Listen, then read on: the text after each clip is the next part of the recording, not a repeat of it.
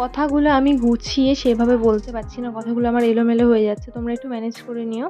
তারপর আমরা চলে এসেছিলাম এখানে ভাল্লুক দেখতে। নন্দনকাননটা ছিল অনেক বড় একটা চিড়িয়াখানা, তো অনেক কিছু দেখার ছিল। আর এখানে অনেকেই গাড়ি থেকে নামেনি। এই গরমটার জন্য প্রচন্ড শরীর খারাপ হয়ে গেছিল আমার পুরীতে গিয়ে। তো তারপর আমরা দেখে নিয়েছিলাম সাদা বাঘ।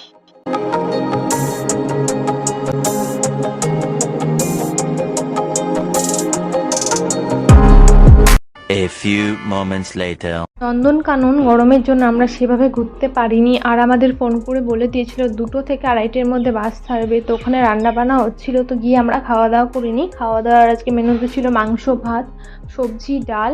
খাওয়া দাওয়া কমপ্লিট করে আমরা বাসে উঠে যাই। তো আমাদের সেকেন্ড সাইট সিন ছিল হলো যে উদয়গিরি আর খণ্ডগিরি।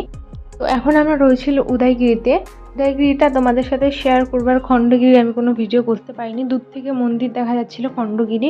তো প্রচণ্ড এখানে গরম ছিল, বাট পাহাড়ে ওঠার পর ঠান্ডা একটা হাওয়া দিচ্ছিল আর মেঘলা মেঘলা হয়েছিল ওয়েদারটা।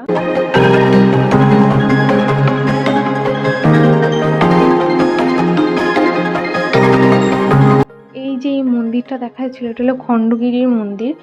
এখানে বুদ্ধদেব ছিল, সাথে অনেক রকম ঠাকুর ছিল, বজরংবলী, দুর্গা, শিব, অনেক রকম ঠাকুর।